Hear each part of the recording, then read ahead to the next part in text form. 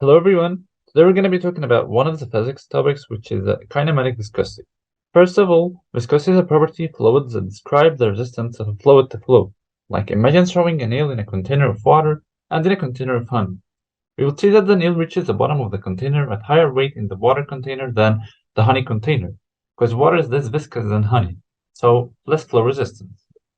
Now we have the dynamic and the kinematic viscosity.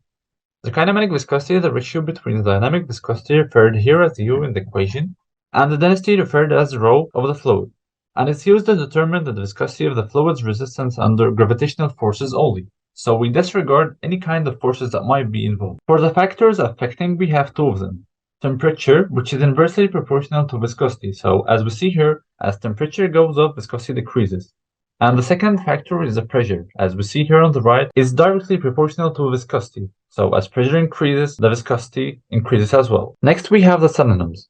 The first one is absolute viscosity divided by the density, which I've discussed earlier. And the second one is the Stokes viscosity. Because it was first introduced and studied by George Gabriel Stokes, so it basically was named because of the scientist. The third one is the diffusive momentum, and it was named that way because it describes the rate at which momentum is transported within a fluid due to the molecular diffusion. Jumping to the pharmaceutical applications for that phenomena, it can be used in the formulation and development of pharmaceutical goods such as creams, ointments, and gels, and this is an important physical property that should be taken into consideration when making such products.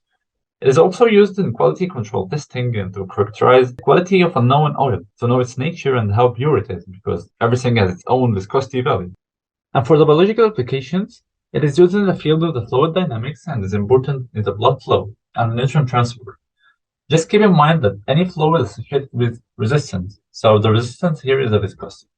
It is also used to study the movement of microorganisms in various environments such as water and air. Also used in studying the movement of air and the gases in the respiratory system and lung function tests. It is also used to determine the contrast between biodiesel and petrodiesel and to demonstrate why biodiesel is a superior fuel. And here is a slide for the cited references. And this is it, and thank you for listening.